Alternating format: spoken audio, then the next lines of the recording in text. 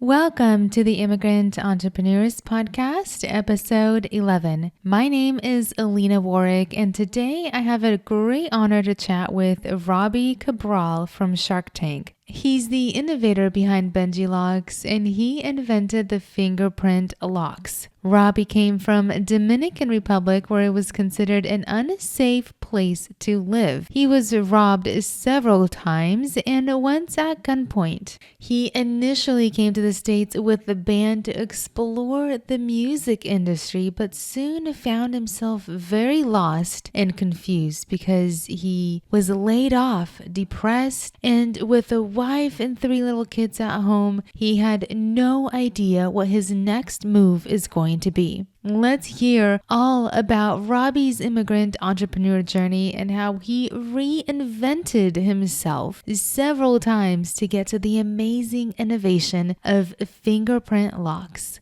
Let's dive right in.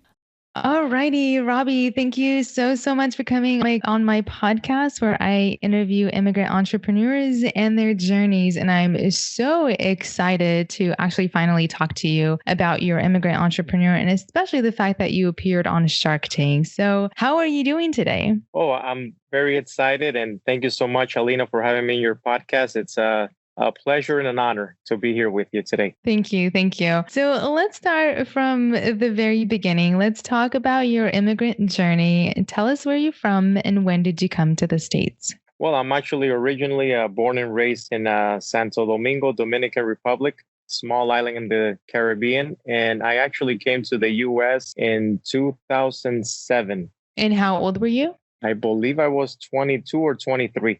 Oh, okay. And did you come with your family or did you come by yourself? No, I actually came on my own with basically dreams to become a musician. That's always been my passion back home. And after I actually, finish college and all that, I decided to just pursue that passion. And that's how I ended up coming to the States. Wow. So you left your family behind and just came all by yourself. Yep. Well, at the time too, I was actually only raised by my mom. So like my mom was my dad as well in a way. Mm-hmm. And they divorced when I was like 6 months. So I've always been kind of very independent. I always had to kind of figure things on my own. And after doing school and all that, I felt that music for me was a passion to kind of express my personality and all that. And that's what I was doing back home, just doing school, working and pursuing the music aspect. We had a band and it was great.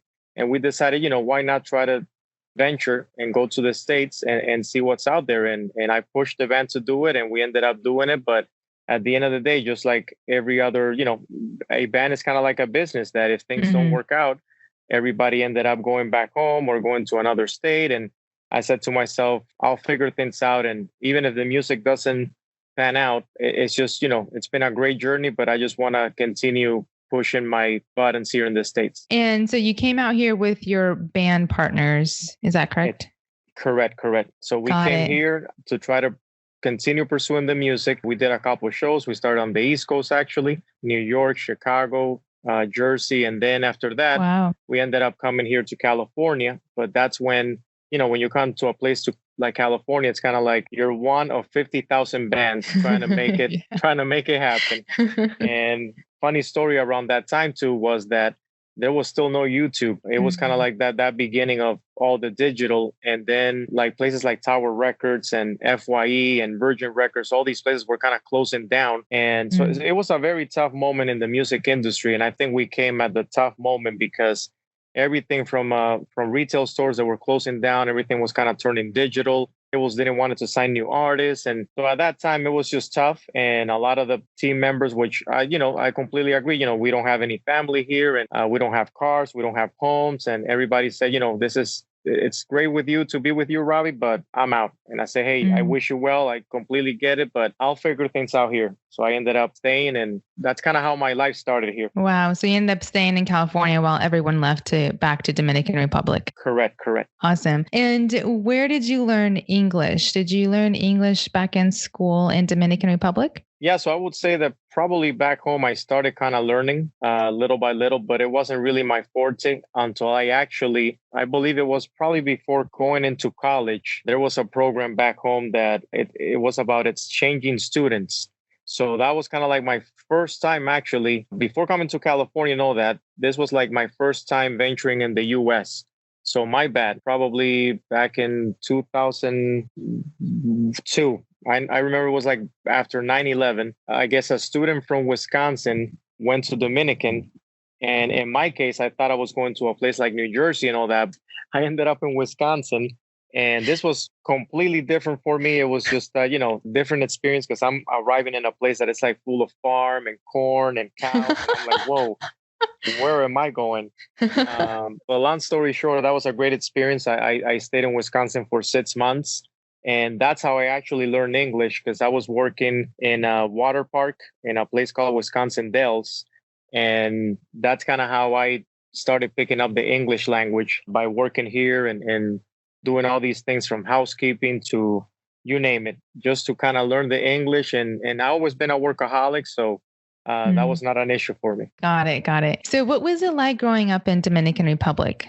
I mean, it was great. I miss back home. I won't lie to you. I haven't been home since probably more than 11 or 12 years now. It's great. I mean, it's a great country. It's a great city, Santo Domingo. A lot of great friends I left behind. I mean, it's great schools and great people. But, at the end of the day, when you're living there, you kind of notice with time that you don't have that many opportunities. And especially if you're kind of thinking a bit out there, whether it's any type of business that you want to do, is just difficult because you're just, in a third world country that still to this day, when you go out, you have to look all over, around you because someone can come in and steal from you and things of that nature. So I kind of experienced that before coming here a couple times. And that was also one of the reasons that I personally didn't feel safe, but also I felt that there was not an opportunity for me to pursue any other of my dreams. And that was one of the reasons that I kind of immigrated. Why do you say you didn't feel safe? Well, in a sense that probably the last year of before coming here, I probably got robbed maybe like 3 or 4 times, and even one time at gunpoint. And so it was one of those things that, thank God, knocking on wood, nothing happened. But, it doesn't even matter in what neighborhood you're at. If it's a good neighborhood, bad neighborhood, you always have to look around where you're at, because someone can come in a little small motorcycle and take what you have, or do some sort of a harm just for something that is not even worth it. So those were the issues that I was kind of dealing with. And then again, it kind of goes back to, back home, I was working for doing customer service for Sirius satellite radio. Since I kind of knew English, I got that job. But at the end of the day, it wasn't even related to what I studied, but it was a way to make extra money because you were earning $2-3 an hour back home. And that was like a lot of money. And it was the only way to kind of at least get some income coming in to plan for your future trip to the state. Back home, I've always been a creative, always love painting and music and the arts. So I basically study advertising and marketing. That was the career I chose back home. But awesome. It's a mixture of all the classes were very artistic, from painting to graphic design to, you name it. I've always been a creative, and that's why I ended up doing that. I'm sure you're using a lot of that right now with what you're doing. Yep. You got that right. Yeah. So, Robbie, were you raised in an entrepreneurial family? Did your parents give you any advice regarding entrepreneurship? Yeah, I would say that was kind of instilled a bit from my mom as well, because I always, as growing up, I always see her working to try to provide the best for me, and always seeing like her sisters and brothers always working in their craft. And I always been raised of being someone that don't expect anything from anyone. Just be you, but just make sure that what you're doing, you do the best you can in that field. Even though if you may not be the best, at least you put 110%. And I remember that it kind of growing up seeing that. I remember also like going back home, and every time I had something, I would try to sell it. Whether if it was a pen or if it was comic books, I would put like a little stand and try to sell it outside. So I was always kind of hustling in a way. I love it. But yeah, that's been kind of instilled in my family. And so did your parents have businesses on their own? Not really. I mean, I would say probably like my mom and kind of growing up with my uncles and aunts and my grandma and all of them just have like normal trade jobs back home, from medicine and or doing law, or I mean, you name it, the basic kind of third world country jobs that people love and enjoy. But it's one of those things that you kind of see it every day, like they go into work, and even my grandma, that she passed away when she was, I believe, 96. Even to that age, she was still packing her little bag and going to the doctor to work. And it's one of those things that you kind of see that maybe maybe it's something that the family has had for years, and I kind of adopted that working mentality from being little. Got it. So, Robbie, before you tell our listeners about how you opened your company, tell me a little bit about the path you took. And did you try to go into any other fields before starting your business? And I know you mentioned you came out here to do the band thing. What was the next thing you tried to do after the band didn't fall through? Well, it's like every entrepreneur, they'll tell you that it's very, very hard to be that first idea kind of, take it to that next level. So even the music, I tried it for 10 plus years. It was great, but the passion was gone. And I felt to myself, this is it, on to the next thing.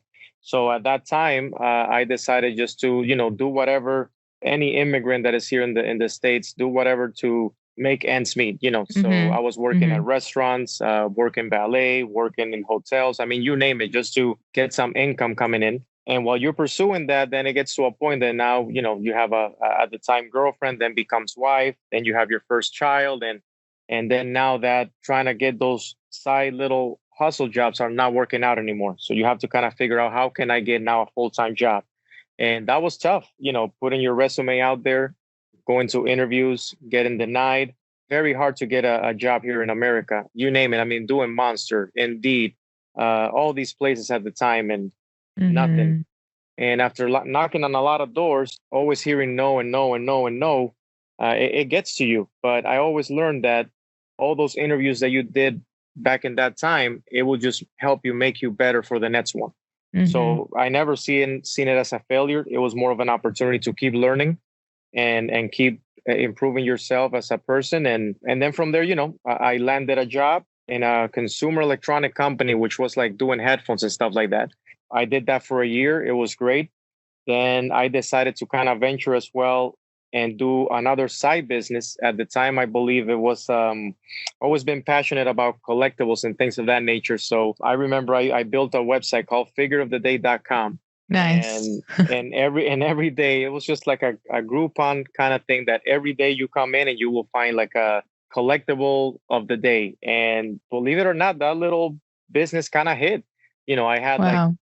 I had places like Mattel and all these different toy businesses. They were like, who the heck is this kid? Who the heck is this figure of the day? All of a sudden it's, taking all these customers from us. And long story short, I did that for 2 years. But then again, like every business, it's tough to maintain. It's very hard to, you were selling, you were getting a lot of publicity and all that. But at the end of the day, the books were not making sense.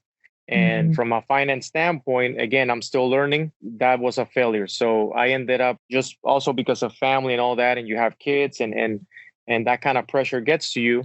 I took it as you know what, this will be an opportunity to learn. What did I do well? What did I do wrong?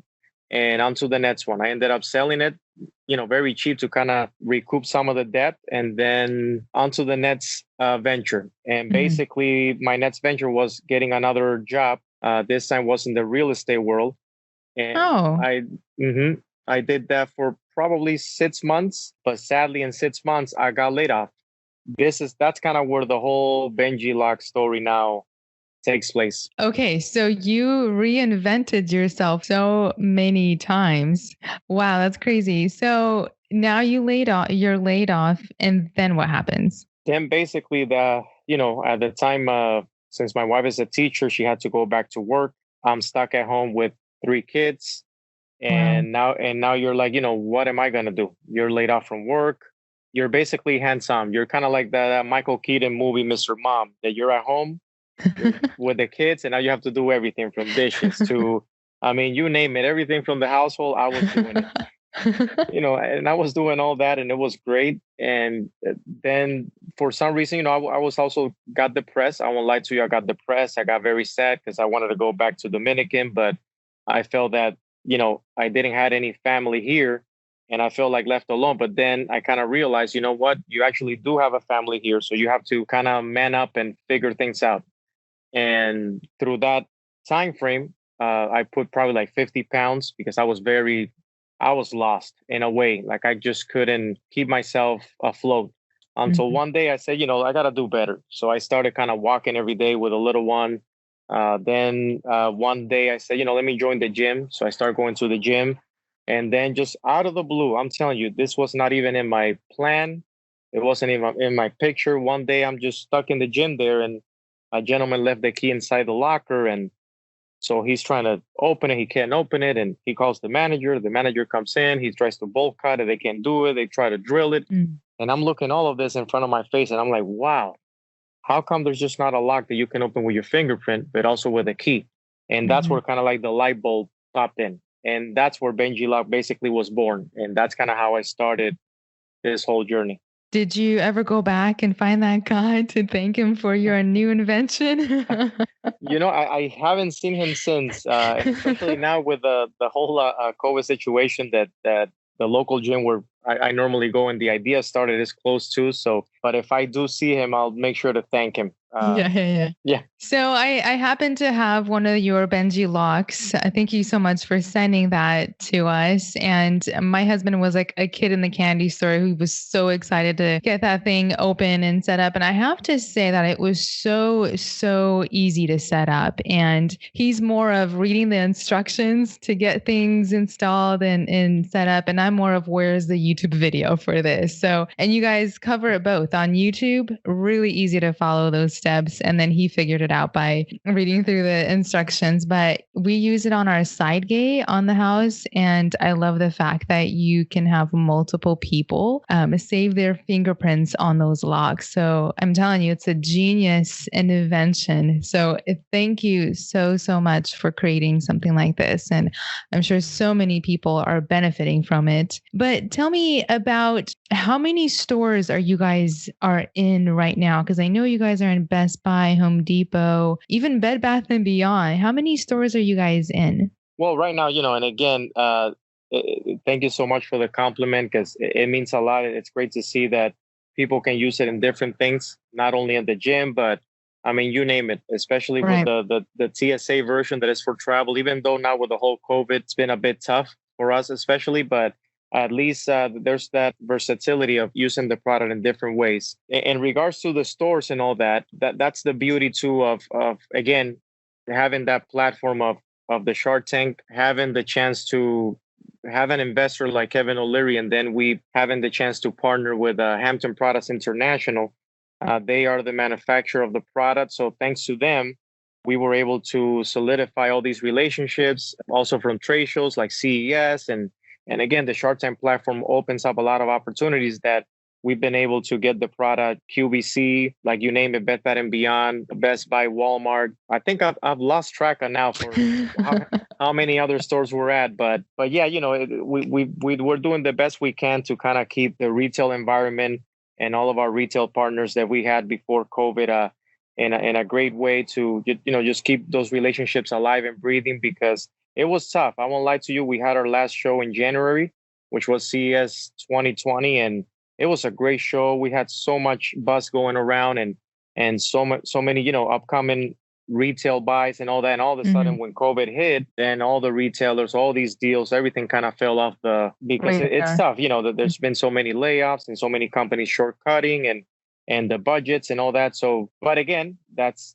the beauty of innovation, that you have to keep pushing yourself, keep innovating. And I'm glad that even though things fell off the cracks, now we're coming out with some new products that are helping us continue the journey. Awesome. I love it. So tell me a little bit about how you got that started. You came home after that gym experience, and did you start developing the prototype, or how did you come about to get that all initiated at the very beginning? Well, I would say, Alina, probably it's kind of like the whole perspective of having a band.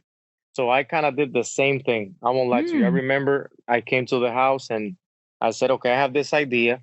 So I pull up like a notebook and I started kind of coming up with names. And I did like a list of names. And then I put a list of like specifications of how I would like to kind of like the product feel, look.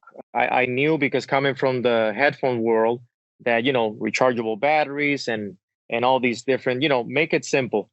Mhm. And And that's what do kind you of mean by list of names? I'm sorry to cut you off. not at all. I mean, basically, when the idea started, I felt, you have to have a name for this product. Oh, got So it. Got it. so I don't even remember how many names I did, but for some reason Benji kind of stuck. And then I said, okay, Benji Lock. And I was like, okay, this sounds kind of cool. It's simple, it's catchy, Mhm. kids like it, but Mhm. also anyone that is adult will like it as well. And also I wanted to break the mold of, normally when it's locks, it's very boring. There's like no excitement.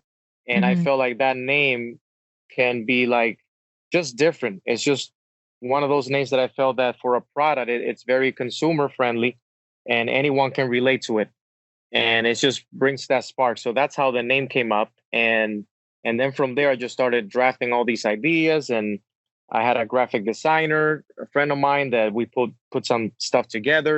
And then I basically kind of assemble a little team. I knew that when you create a product by doing a lot of search, or whatever you're doing in life, any invention that you want to do, you have to make sure that it's not done yet. Because if it is, then it's not even worth it putting your time, money, and effort into it. And that's where I did. The first thing I did, did a Google search, went to local stores, and nothing came up. And I said, wow, Mhm. a product like this, you can't see it anywhere. So maybe I Mhm. am on the right track. So then from there, after doing further research, it looks like you also have to figure out a way how to not only work on your prototype. So that means that you have to find a product developer. I'm not a Mhm. creator of products. I have all these ideas, I have all this stuff, but I have to find someone that can help me make this idea happen. So I had Mhm. to knock on a lot of doors to find the right product developer, because again, you have to understand that during this time frame, I'm unemployed, have a little bit of savings, there's nothing coming in. Basically Three now it's kids. just and three kids, and it's basically now energy and money coming out, and that's not sitting well at home at all. Mm. So it is very tough. And again, as an entrepreneur, you have to have a strong mind and figure out ways of keeping it positive. And if one day doesn't work out, take the next day. So while I'm doing all this, I also learned that regardless of any invention that you want to bring into the market, you have to make sure that the legal way you are covered. And that Mhm. means that you have to do your what they call a patent search. Mhm. So I had to find like an attorney now, and a patent attorney. So now you're looking at a lot of expenses without even having nothing concrete. And I remember to this day that I did all that. A lot of money just went out the door. And I'm still kind of doubting myself. Is this gonna work? Am I on the right path? Because I'm spending a lot of money and nothing is gonna happen right now. Mhm. Remember, out of the blue, my attorney Alex, he calls me and says, "Hey, Robbie, I gotta say to you, the patent search came in, and believe it or not, Robbie, there's actually nothing in the market, nothing right now with your invention." And I'm like, "You gotta be Wow. kidding me!" And he goes, "Yep, not even the big companies, nothing."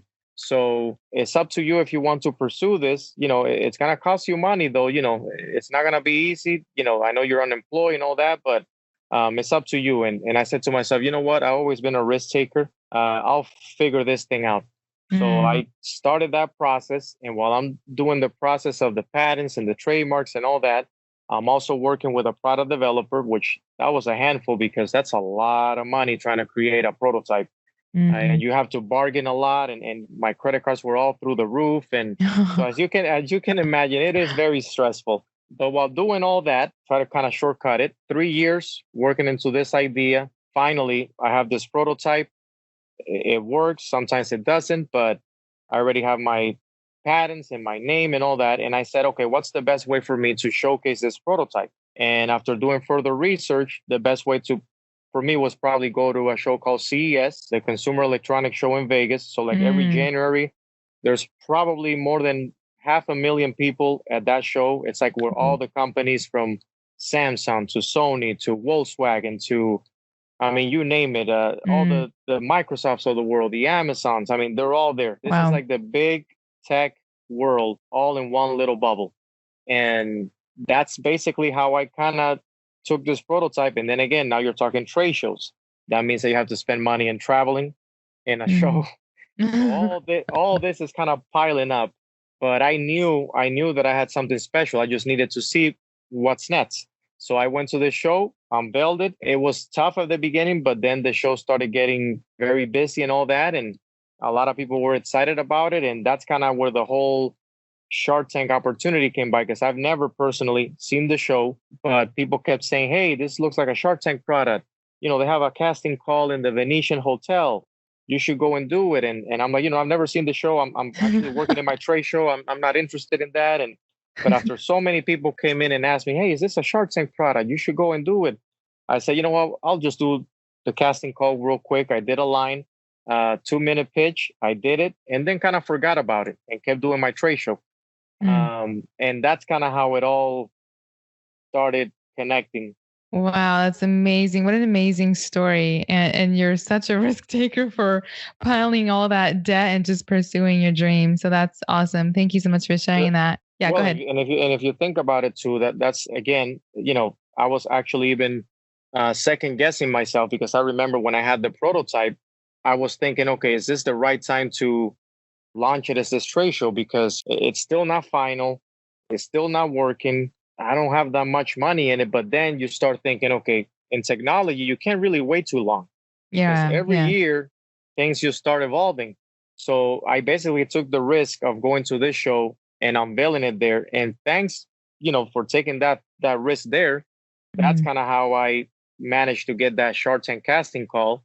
And also kind of building relationships just like Ace Hardware and QVC and all that. So thanks to that trade show, actually, I call that place like my home away from home, because that was like where I literally launched my baby and then kind of share it with the world and then build all these relationships and networking that kind of led me where I am today in a way. You're talking about the CES one in Vegas? Correct.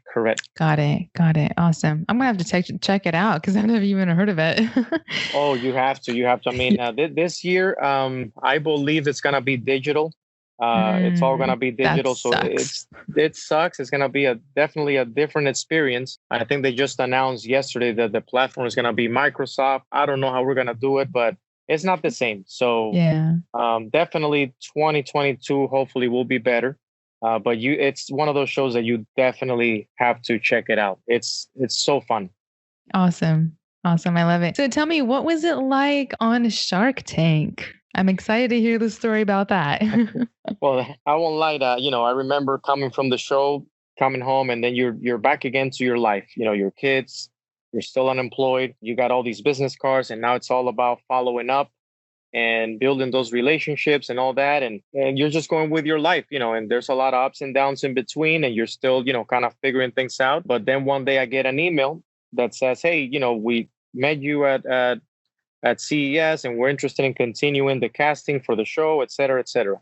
So that took probably like 4 or 5 months of a lot of back and forth, a lot of videos, a lot of emails, and they want to see, how would you react and what's your pitch and et cetera, et cetera. So all that went through until one day they told me, hey, if you're available, this is your date, come on in and do your thing.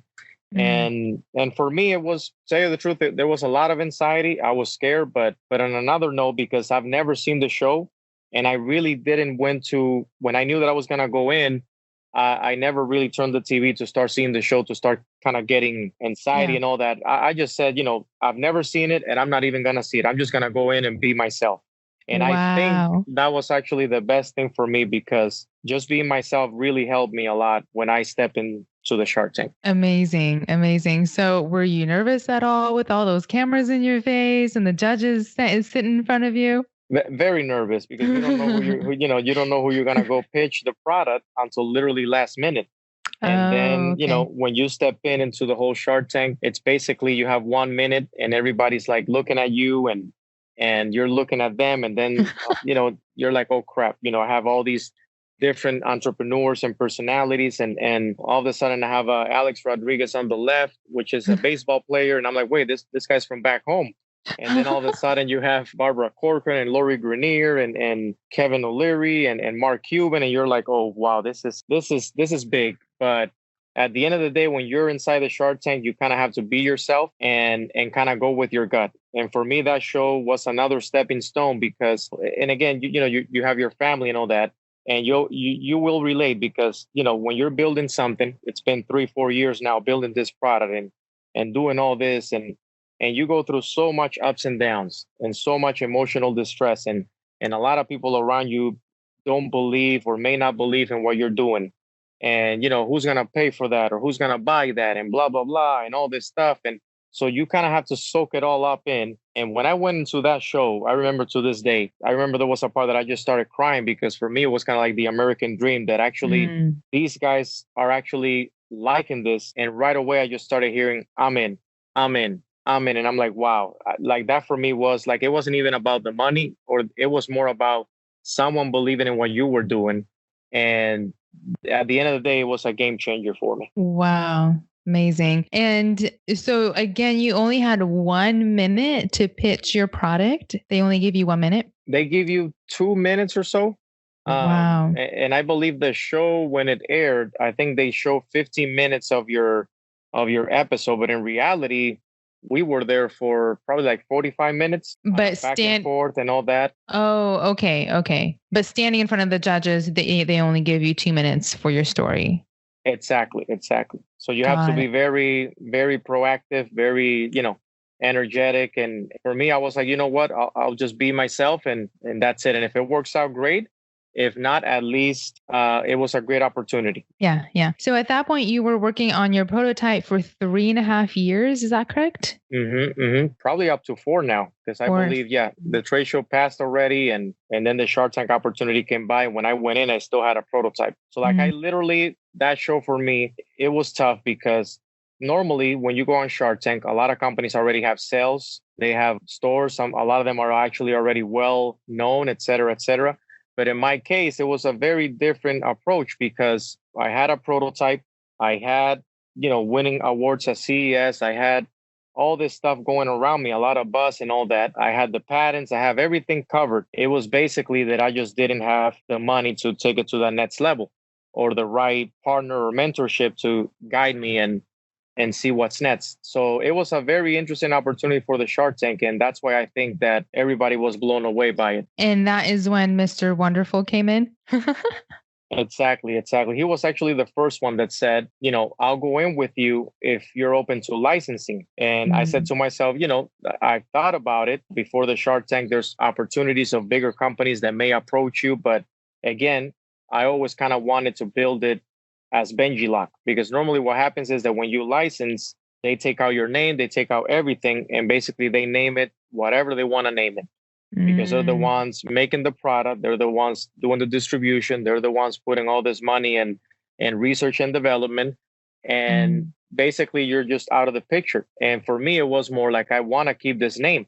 I want to make sure that this brand name, I bring it to life. And he got it, but he also understood that, can you put this technology beyond the lock? So can you put it in the door? Can you put it here? And can you put it there? And I said, absolutely, because that's the whole thing. Anywhere that we can have a fingerprinting key, you can literally put Benji Lock beyond the lock itself. And that's where he got it right away. And the others got it as well. But for some reason, his business and straight shooter as he is, that really took me to that other level. Got it. So, Robbie, how old were you when you started your business? Oh, well, I'm losing track. I lose track every day. Well, you're still pretty young. I just turned 36. So I think Shark Tank was in 2017. So I was 33, maybe 33. Yeah.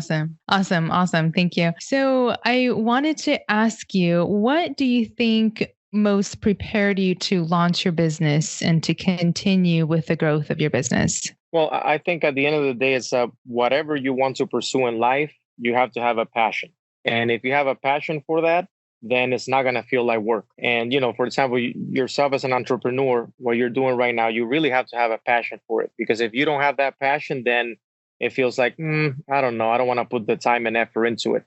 And for me, Benji Lock, it's always been that it doesn't really matter about the money because, I went through it 3, 4 years of building this and no money coming in and just money going out.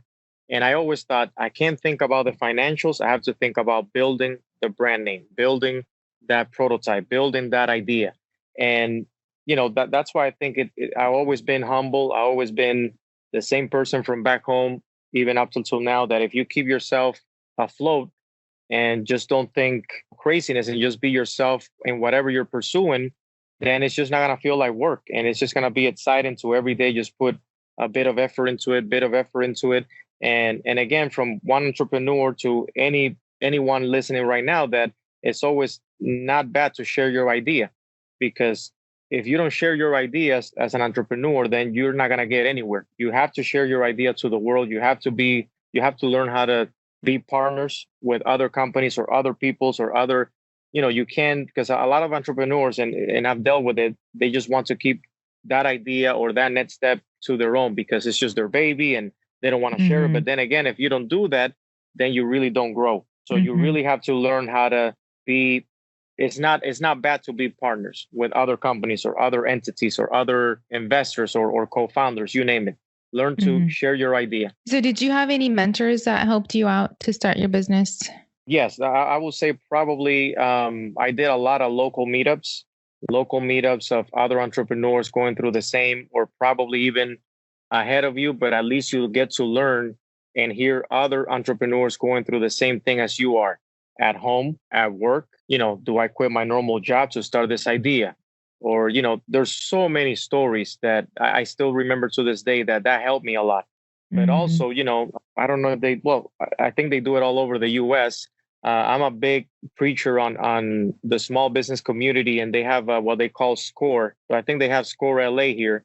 And basically, it's free mentorship. So anyone that is an entrepreneur, anyone that wants to be in business, go to scorela.org, I believe. And I think every city has their own small business SCORE that is free mentorship for anyone. And till to this day, I still get mentorship from them every couple other weeks. I have my own mentors and all that. And because, it's been people that have been there, done that. And regardless of the industry, doesn't matter the industry. You can be in the electronic industry, plumbing business. You can be, you name it.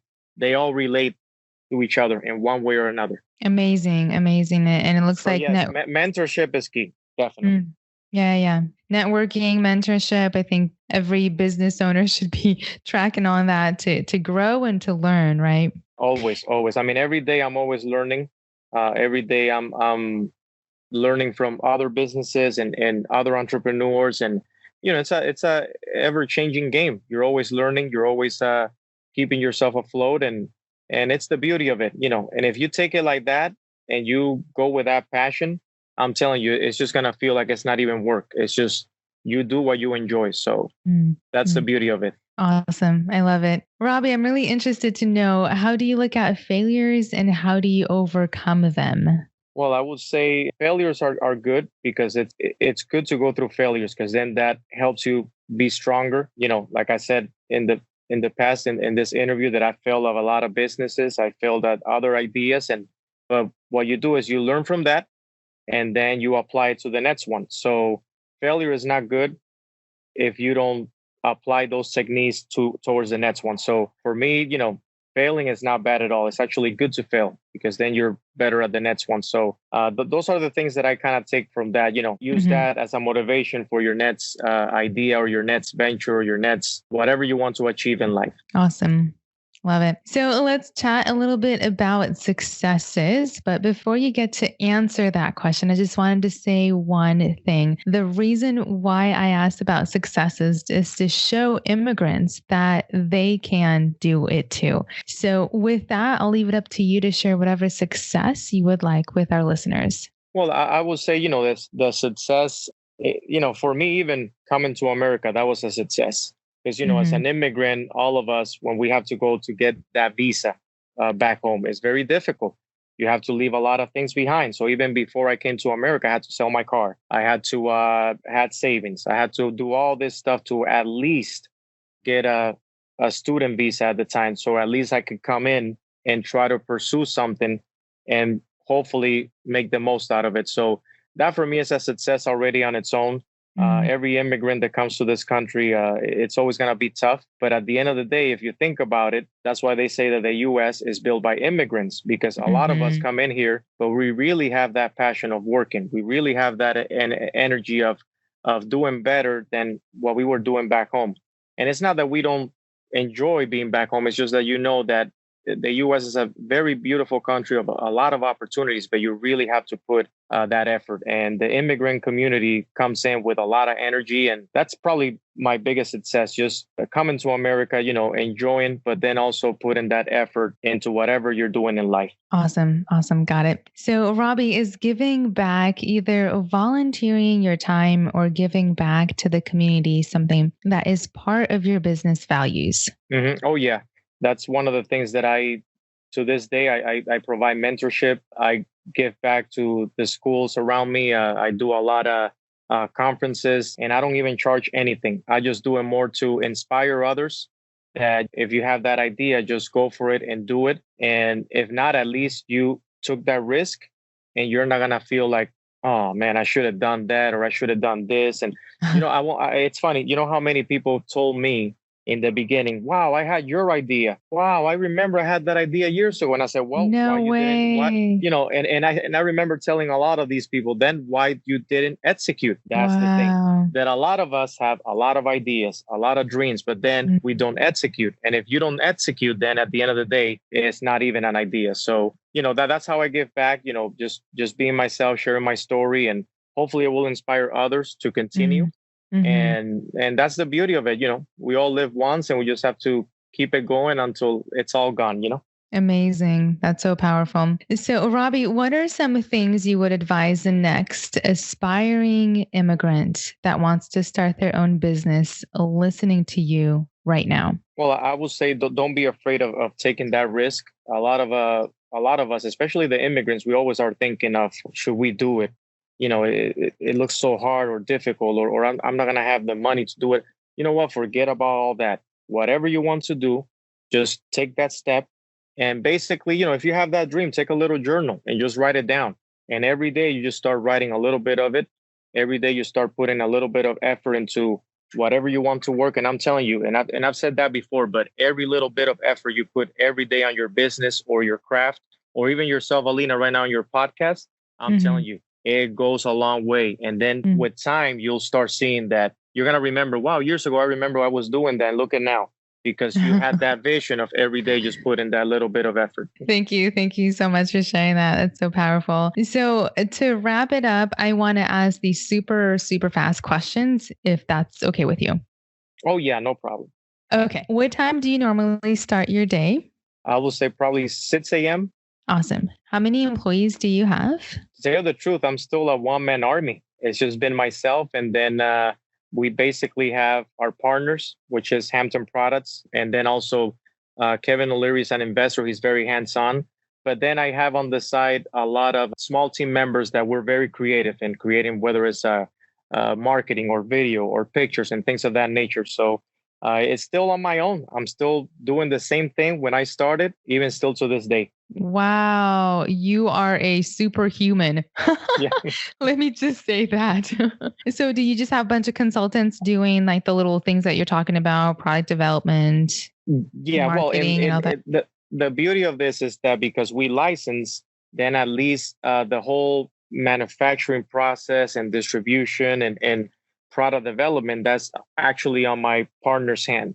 But I'm still very involved in the product, still very involved in the development. But I since the beginning, I always had a vision of the brand and the product. So that's why I've been very, very involved in everything from the beginning. So I always like to have my little hands deep in every pocket of whatever Benji Lock. I want to make sure that I put my touch in it. That's awesome. So how many patents do you have for Benji Lock? Probably, I think I believe it's over 14 now. So It's been growing. It's interesting. When I went on Shark Tank, I believe, when I went to CES, it was only one. And then when I went on Shark Tank, it was 1.5 in a way. But then now, as technology evolves and all that, you have to also think about how can you see Benji Lock in the future. So that's why I keep myself innovating the technology in different ways that I cannot unveil yet, but you have to be prepared for years ahead. Awesome. How often do you watch TV in a week? Not much, but I do, because of the whole COVID, I have had the chance to finally catch up on with my kids, the whole Stranger Things. Had a chance to also see Breaking Bad, which was wow, that's like my favorite show right now. Like I truly enjoy that show. So I would say probably couple hours here and there at night when I want to relax, and especially with sports too. I'm a big sports fanatic when it comes to baseball and basketball and all that. So to kind of bent away from work. You're not binging on Shark Tank episodes? Tell you the truth, not at all. I have not seen the show since I actually aired. That's how you see. Because I really don't watch it, so it's not something that I do on a normal basis. So interesting, right? Right. Awesome. And how many hours of work do you normally put in? Oh, wow. For me, to tell you the truth, probably 10 hours a day, I will say, or 10, 12 hours. But it's funny because it just doesn't feel like work. It's just like I'm working every time. I could be working now, could be working later tonight. And I don't really count the time. It's kind of more like just go with the flow. So interesting, right? I love that. It's amazing because you're not really working. You're doing what your passion is. You're pursuing your passion. So, and that's completely different than work, right? Exactly. Right. So what's next for you, Robbie? I saw that you've developed the house lock on the doors, on the house doors, which I think is really, really cool. Are you guys going to go into garage locks? What's next for you? I will say probably the next steps for us is the door lock. We just, I believe, launched this week. We also have a bike lock coming up, especially now if you go to Walmart, Target, they're all sold out. So we're kind of reinventing, especially, the gyms are closed. The travel right now is kind of low. So even though those products that normally carry that type of lifestyle are not being used, at least now we have the door lock coming out and then the bike lock coming out that I feel there's a big potential there. So can't unveil too much yet, but the future does look exciting. So that's cool. I love it. Robbie, thank you so much for coming on my show. I truly appreciate your time to share your inspirational immigrant entrepreneur journey with me. And I got to say, you're a true innovator and continue to change the world one lock at a time. I am sending you warm wishes and successes your way. And again, thank you so much for all what you do out there. Oh, thank you so much, Alina. I truly appreciate it. It does mean a lot to me. And please continue on what you're doing. It's a success to keep the immigration voice alive, and you're doing great at this. Alrighty, guys. Thank you so much for tuning in. And hey, guys, I just wanted to ask if you can give me a quick shout out wherever you're listening to this podcast on whatever platform you're on. I'd love to give you a shout out as well on a future episode of mine. So stay tuned for some more exciting episodes. I'll see you guys all next time for another exciting and impactful episode. Take care.